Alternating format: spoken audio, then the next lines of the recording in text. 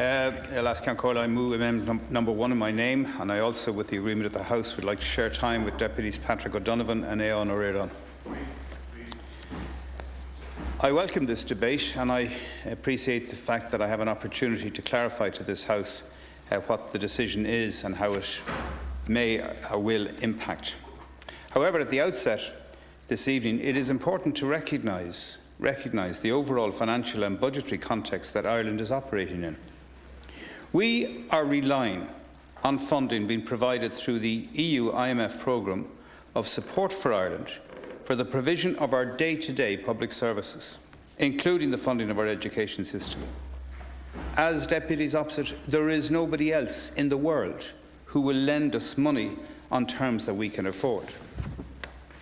It's also worth reminding this House that this difficult situation has arisen from the catastrophic mistake by the last Fianna Fáil government to inextricably link Irish sovereign debt with the debts of bankers and speculators when it introduced the ill-fated bank guarantee in September 2008. Nevertheless, it is absolutely essential that we close the funding gap between what we take in from taxation and what we spend on our day-to-day services. This year, that gap will amount to 18 billion euros. That's 18,000 million. That's the gap between what we take in and what we want to spend. It's almost double the entire budget for the Department of Education and Skills. Last December's budget will, it is hoped, close that gap by a further 3.8 billion and reduce our deficit to 8.6 billion by the of GDP by the end of the year.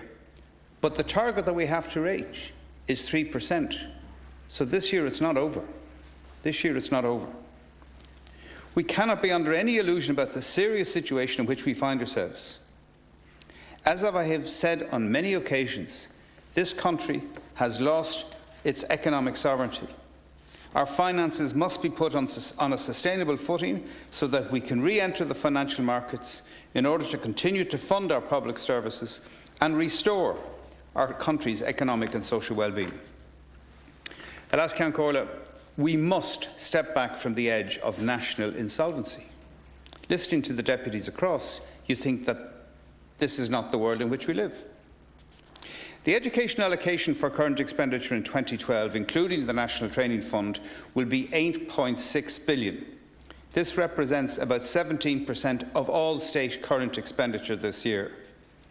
Savings measures announced in my department's budget will provide net savings of some 76 million in 2012, increasing to some 241 million in 2014. Achieving savings in my department's budget has required very difficult decisions to be made, particularly at a time when the school population is continuing to increase. A key part of our overall budgetary strategy is a requirement to reduce the public sector payroll. Reductions in the public service pay bill and staffing numbers will continue to play a part in expenditure consolidation. One third of all public sector employees work in the education sector, so it is simply not possible to completely exempt staffing levels in education from the government's need, indeed obligation, to reduce expenditure. However, unlike other countries, our school-going population is rising rapidly. Places have to be provided for the extra 70,000 pupils arriving in our schools over the next 6 years. Teachers will have to be appointed to teach them. And let me stress, as Minister for Education and Skills, I will ensure that every child has a physical place in which to go to school. That is why, despite the need to reduce teacher numbers and other spending reductions that have been made, the overall number of teachers employed in our schools is about 200 below what they were in 2008. This represents a net overall reduction of 0.3% in the total number of teachers, despite several changes to the PTO at both primary and secondary level. This point is too easily forgotten by commentators when discussing the resources available for education, and I'm glad that the counter-motion before the House notes this fact. While providing for increased enrolments is a key priority, making some adjustment to teacher numbers is unavoidable given the budgetary constraints. The net impact on overall teaching numbers in our schools has been minimised to the greatest extent possible. In the recent budget announcement for education, I made clear that the net impact of the measures relating to second-level schools for the school year commencing next September would, after taking account of demographics, amount to about 450 posts. Despite these pressures on spending, the Government has shielded, to the greatest extent possible, frontline services in schools. Let me illustrate. There has been no increase of the mainstream staffing schedule general average of 28:1 for the allocation of classroom teachers at primary level. The overall number of special needs assistants will be maintained at 10,575. The overall number of resource teachers will also be maintained at current levels. I've also prioritised resources for the key reforms that I have worked on since becoming Minister for Education and Skills. And these include, amongst other things, an allocation of nearly 10 million in 2012 to commence the implementation of actions in the literacy and numeracy strategy, funding for junior cycle reform and the phased rollout of high-speed broadband to every single second-level school over the next 3 years.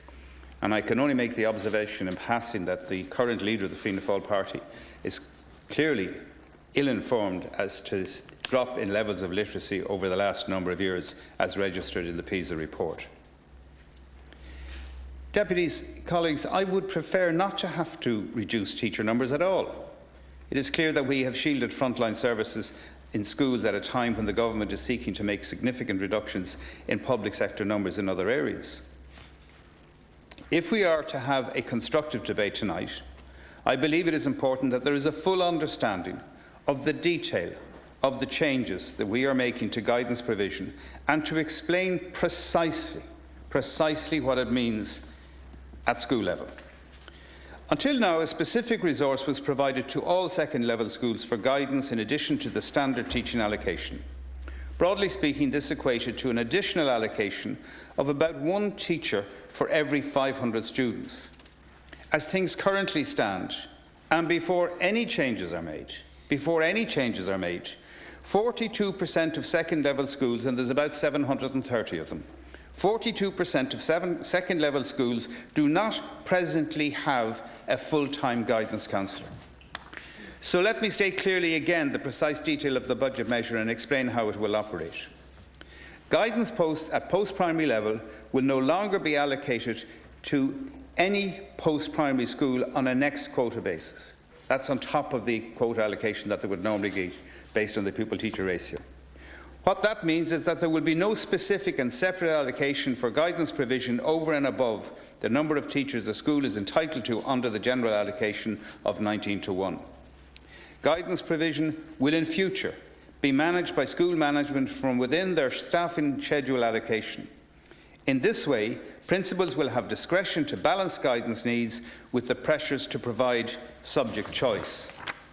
By bringing about the budget reduction in the number of second-level teachers in this way, which I had to do, we can maintain the main staffing allocation at 19:1 for schools generally and allow schools discretion in balancing what they allocate for guidance against all other competing demands.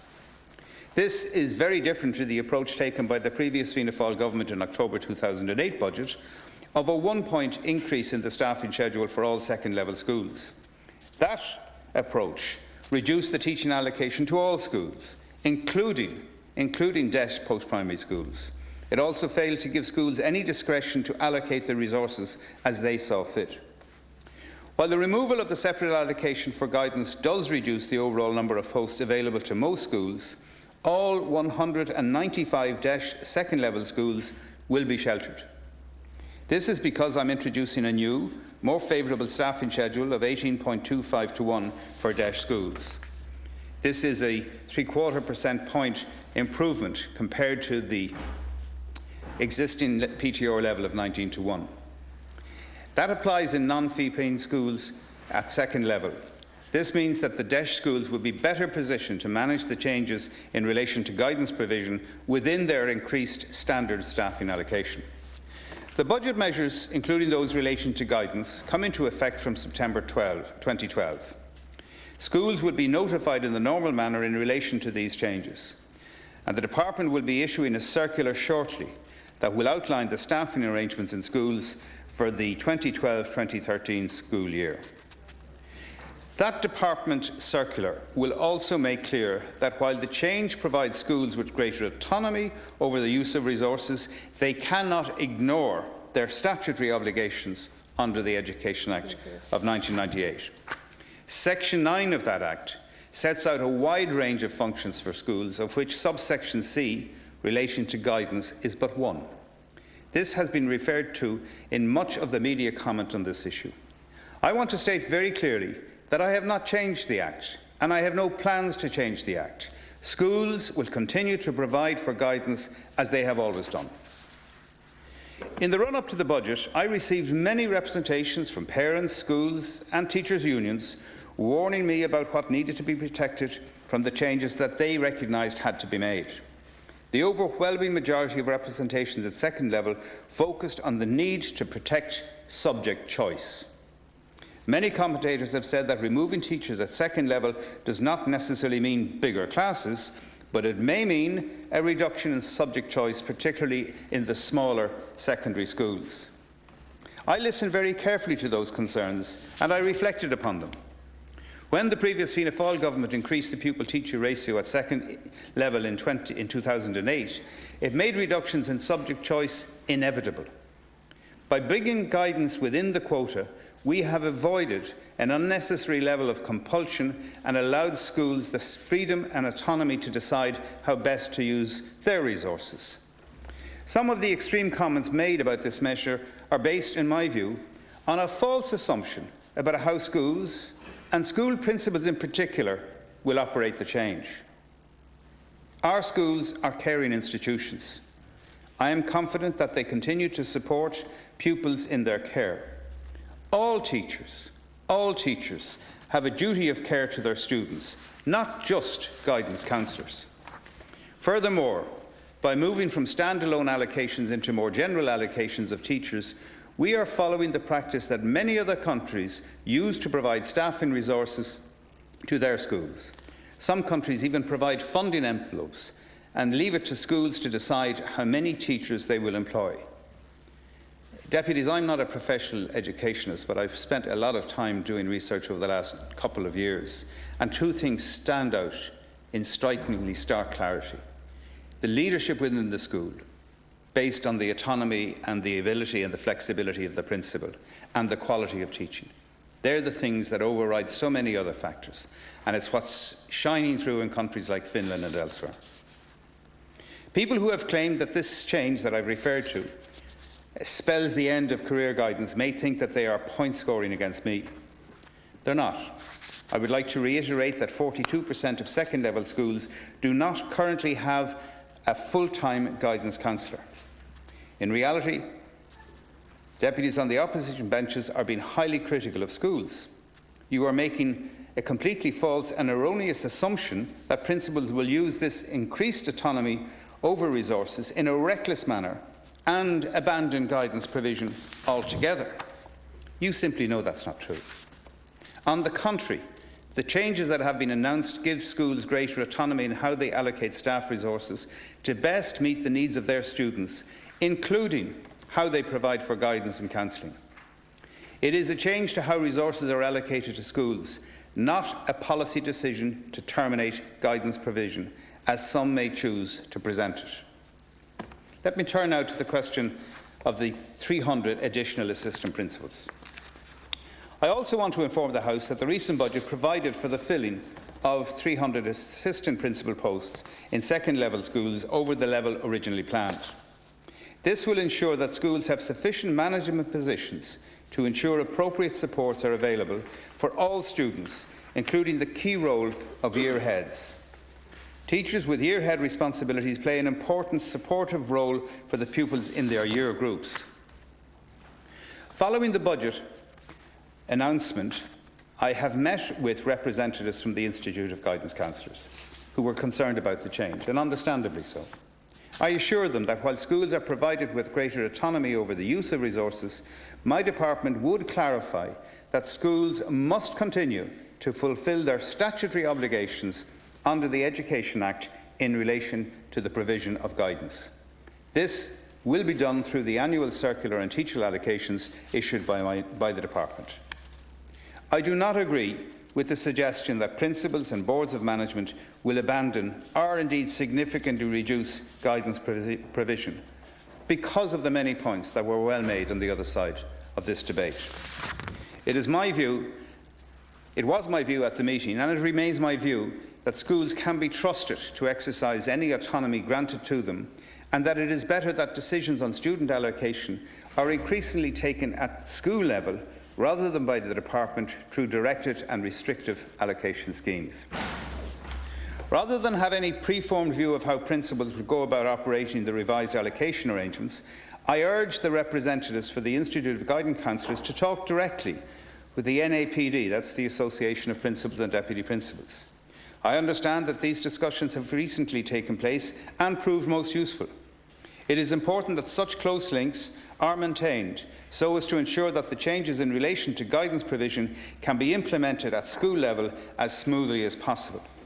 I am confident school management and teachers will continue to work together to meet the needs of the students in their care.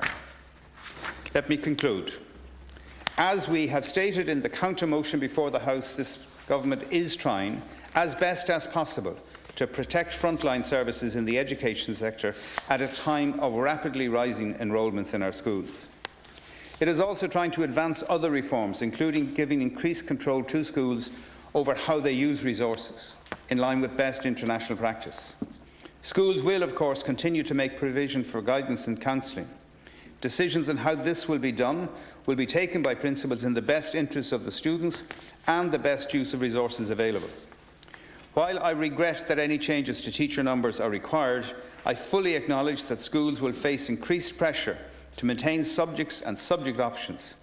Despite this, I believe that I have rightly given them more discretion over how they manage resources in these very difficult times, and I don't need to remind you just how difficult they are.